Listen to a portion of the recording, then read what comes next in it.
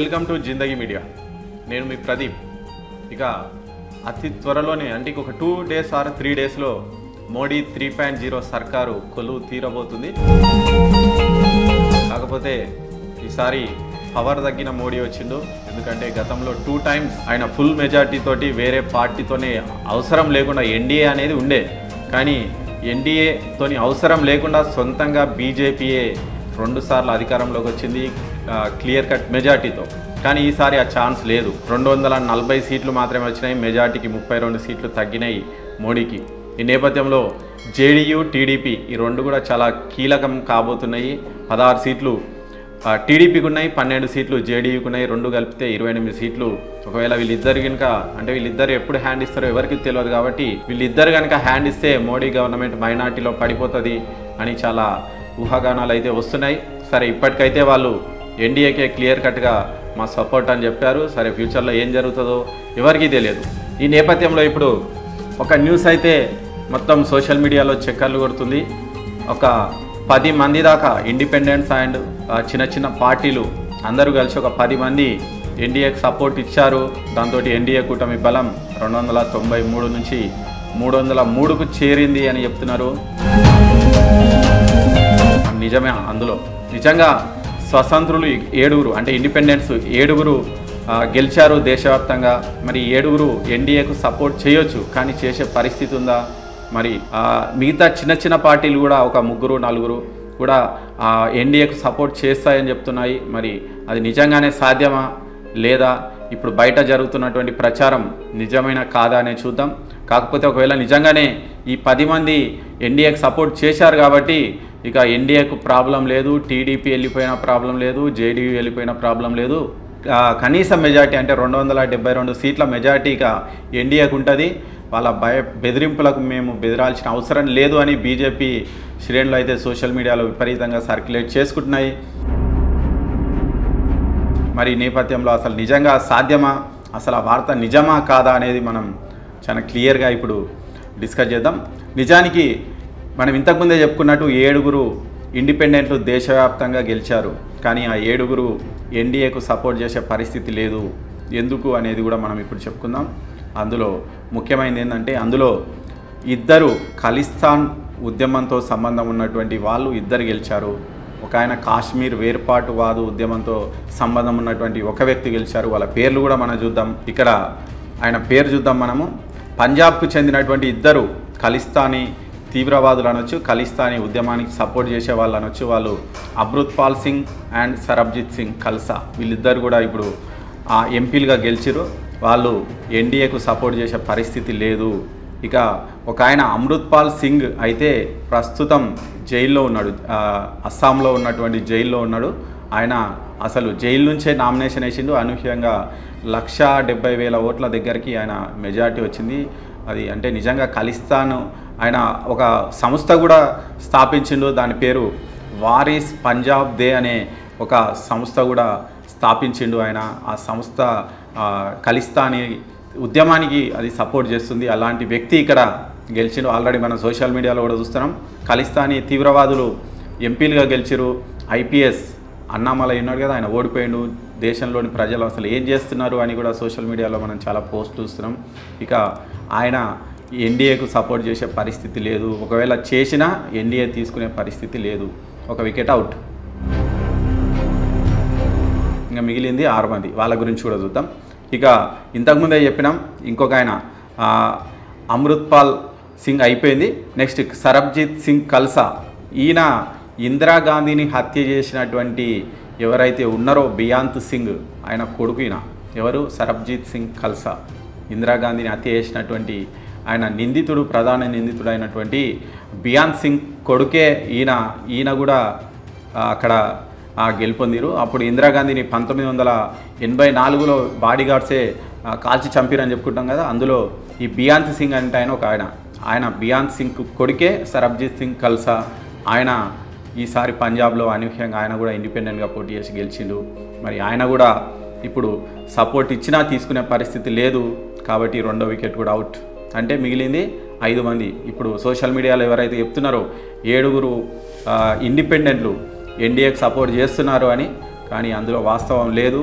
ఇప్పటికే ఇద్దరు అవుట్ అయ్యారు. నేను ఎందుకో కారణాలు కూడా వివరించిన, ఆ ఇద్దరు కూడా ఎందుకు సపోర్ట్ చేయలేరు అని అందులో ఇద్దరు అవుట్. ఇక మూడో వ్యక్తి గురించి కూడా మనం మాట్లాడుకుందాం. ఇంకొక ఆయన జమ్మూ కాశ్మీర్కు చెందినటువంటి వ్యక్తి, ఆయన కూడా కాశ్మీర్ వేర్పాటువాదంతో సంబంధం ఉన్నటువంటి వ్యక్తి. ఆయన పేరు అబ్దుల్ రషీద్ షేక్. ఆయన ఇంకొక ఆయన మూడో వ్యక్తి అబ్దుల్ రషీద్ షేక్. ఈయన జమ్మూ కాశ్మీర్కు చెందినటువంటి మాజీ సీఎం ఉమర్ అబ్దుల్లాను ఓడించారు. నిజంగా అక్కడ ఆయన కూడా చాలా పెద్ద మెజార్టీతోని గెలుపొందిరు. నిజానికి బారాముల్లా లాంటి ప్లేసుల్లో గతంలో అసలు ఓట్లే అంటే ఎలక్షన్లు పెట్టినా కానీ జనాలు వచ్చి ఓట్లేసే పరిస్థితి లేకుండే, లక్షల్లో ఓట్లు ఉంటుండే, కానీ 40,000 50,000 ఓట్లు మాత్రమే పోలవుతుండే గతంలో. కానీ ఈసారి చాలా లక్షల్లో అంటే పెద్ద సంఖ్యలో ఓట్లు పోలైనాయి బారాముల్లాలో. కానీ అనూహ్యంగా అక్కడ కాశ్మీర్ వేర్పాటువాదానికి చెందినటువంటి దానికి సపోర్ట్ చేసేటువంటి వ్యక్తి ఎవరైతే ఉన్నారో అబ్దుల్ రషీద్ షేక్, ఆయన గెలుపొందిరు. ప్రస్తుతం ఆయన తీహార్ జైల్లో ఉన్నారు. ఆయన కూడా అంటే ఇప్పుడు ఇంతకుముందు అయితే మనం ఎవరైతే చెప్పుకున్నామో అమృత్పాల్ సింగ్ కానీ ఇక్కడ అబ్దుల్ రషీద్ షేక్ కానీ ఇద్దరు కూడా ప్రస్తుతం జైల్లో ఉన్నారు. ఒకవేళ వాళ్ళ పైన ఒక 2 ఏళ్ల కంటే నేరం నిరూపితమై 2 ఏళ్ల కంటే ఎక్కువ శిక్ష పడితే వాళ్ళ ఆటోమేటిక్గా సభ్యత్వం కూడా రద్దయ్యే ఛాన్స్ ఉంది. సరే, అది సెకండరీ. కాకపోతే ఇప్పుడు ఈయన కూడా మూడో వ్యక్తి ఎవరైతే ఉన్నారో కాశ్మీర్కి చెందినటువంటి అబ్దుల్ రషీద్ షేక్, ఆయన కూడా ఇక ఎన్డీఏకు సపోర్ట్ చేసే పరిస్థితి లేదు, ఇచ్చినా తీసుకునే స్థితిలో ఎన్డీఏ లేదు. అంటే ఎవరైతే మనం అనుకున్నామో 7 స్వతంత్రులు సపోర్ట్ చేస్తురు అని, అందులో మూడో వ్యక్తి కూడా అవుట్. ఆయన కూడా సపోర్ట్ చేసే పరిస్థితిలో లేరు. ఇక ఇంకొక ఆయన ఉన్నాడు, ఆయన గురించి కూడా చూద్దాం. ఇక ఇంకొక ఆయన పప్పు యాదవ్ అలియాస్ రాజేష్ రంజన్.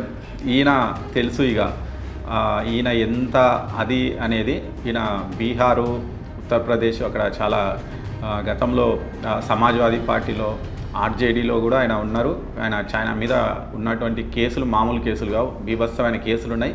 దాంతో ఆయనకి ఈసారి ఎవరు టికెట్ ఇవ్వలేదు. దాంతో ఇండిపెండెంట్గా పోటీ చేసి గెలిచిండు పప్పు యాదవ్.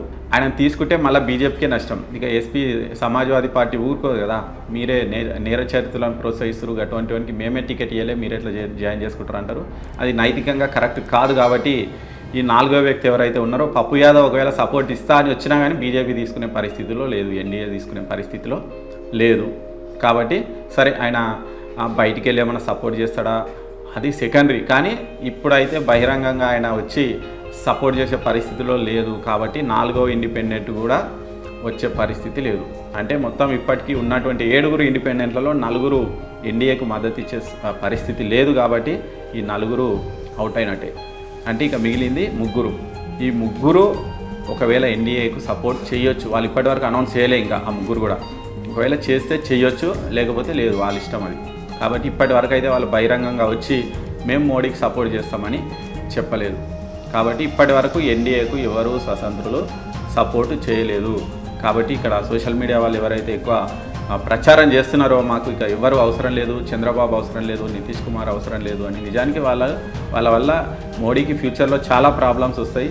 అది అందరికీ తెలిసిన విషయమే, అందరూ భయపడుతున్నటువంటి విషయమే. సరే, ప్లాన్ బి ఏమైనా ఉండొచ్చు, బీజేపీకి ఖచ్చితంగా అమలు చేయొచ్చు ఫ్యూచర్లో. కానీ ఇప్పటివరకు అయితే ఎవరు ఒక్క ఇండిపెండెంట్ కూడా ఎన్డీఏకు ఇంకా సపోర్ట్ అయితే చేయలేదు. అది ఇప్పటివరకు ఉన్నటువంటి విషయం. ఇక ఈ 4 కూడా లేరు కాబట్టి ఆ 3 చెప్పలేం. ఇక ఆ 3 స్వతంత్రులు ఎవరు అంటే ఇండిపెండెంట్స్. ఒక ఆయనేమో ఉమేష్ బాబు భాయ్ పటేల్, ఒక ఆయన ప్రకాష్ బాబు పాటిల్, ఒక ఆయన మహమ్మద్ హనీఫా. మరి మహమ్మద్ హనీఫా కూడా ఆయన సపోర్ట్ చేస్తారా లేదా అనేది కష్టం. ఎందుకంటే ఆయన ముస్లిం సామాజిక వర్గం కాబట్టి మరి ఎన్డీఏ కూటమి వైపు ఆయన వస్తాడా అనేది డౌటే. కాబట్టి ఆయనను కూడా పక్కకెట్టొచ్చి ఇంకా మిగిలింది 2. ఆ 2లో కూడా ఇప్పటివరకు సపోర్ట్ అయితే చేయలేదు. అయితే ఇంకొకటి, ఇప్పటి వరకు ఒక పార్టీ మాత్రం బహిరంగంగా వచ్చి, అంటే ఇంతకుముందు ఎన్డీఏ లేదు, ఇప్పుడు వచ్చి ఎన్డీఏకి సపోర్ట్ ప్రకటించింది. అది ఏంటి అంటే సిక్కిం క్రాంతి మోర్చా. వాళ్ళకు ఒక్కటే ఎంపీ ఉన్నారు. ఆ ఒక్క ఎంపీ వీళ్ళకి సపోర్ట్ ఇచ్చింది. దీంతో ప్రస్తుతం ఎన్డీఏ బలం ఇంకొకటి పెరిగింది అంతే.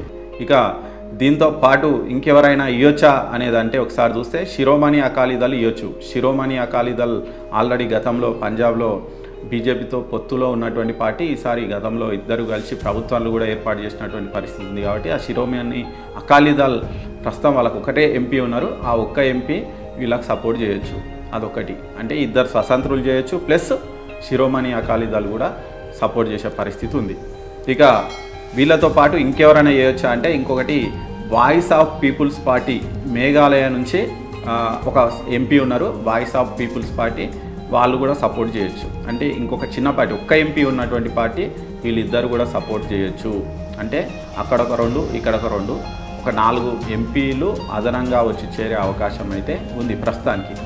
అయితే అంటే ఇప్పుడు మనం ఏదైతే చెప్పుకున్నామో 10 మంది అనుకున్నాం కదా, అంటే ఒక 3 పార్టీలు ప్లస్ ఒక 7 స్వతంత్రులు అని వీళ్ళ లెక్కంతా తీసుకుంటే ఇప్పటి వరకు మనకు ఎంత వచ్చిందంటే 2 స్వతంత్రులు సపోర్ట్ చేసే అవకాశం ఉంది, ఒక 2 ఎంపీలు కూడా సపోర్ట్ చేసేటువంటి అవకాశం ఉంది. అంటే 2 పార్టీలు 2 స్వతంత్రులు 2 సపోర్ట్ చేసే అవకాశం ఉంది. కాబట్టి మొత్తంగా ఒక 4 ఎంపీలు ఎన్డీఏకు అదనంగా వచ్చే అవకాశం ఉంది. అంటే ఎన్డీఏ బలం ఇంకొక 4 పెరగవచ్చు, అంతే మ్యాక్సిమం పెరిగేటువంటి బలం ప్రస్తుతానికైతే 4 పెరగవచ్చు. కానీ ఇప్పటి వరకు ఎవరు కూడా ఇంకా బహిరంగంగా సపోర్టు చేయలేదు. అంటే ప్రస్తుతం మనం సోషల్ మీడియాలో చూస్తున్నటువంటి ప్రచారం మొత్తం కూడా అవాస్తవమే. ఇప్పటి వరకు ఎవరు ఎన్డీఏకు సపోర్ట్ చేయలే. ఎన్డీఏ బలం ఇంతకుముందు ఎంత ఉందో అంతే ఉంది. కేవలం ఒక్క పార్టీ, ఒక సభ్యులు ఉన్నటువంటి ఒక్క పార్టీ మాత్రం వీళ్ళకి సపోర్ట్ చేసింది. అందుకే 293కు వాళ్ళ బలం పెరిగింది, అంతే 293కు. ప్రస్తుతం ఎన్డీఏకు ఉన్నటువంటి బలం ఎంత అంటే 293, 303 కాదు. అది అయ్యే పరిస్థితి కూడా ప్రస్తుతంగా అనిపించడం లేదు. ఒకవేళ పాసిబుల్ ఏంటి ఉన్నాయి అంటే శివసేన, ఉద్ధవ్ ఠాకరే పార్టీకి ఒక 9 సీట్లు ఉన్నాయి.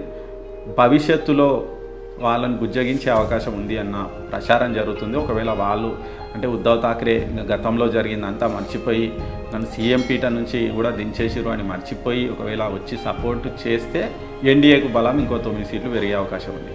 దాంతోపాటు ఇక మనం అనుకుంటున్నదే ఇక ఏపీలో ఒక 4 సీట్లు జగన్ పార్టీ గెలిచింది వైఎస్ఆర్సీకి. ఇక వాళ్ళకు వేరే ఆప్షన్ కూడా లేకపోవచ్చు, వాళ్ళు బహిరంగంగా సపోర్ట్ చేయకపోవచ్చు.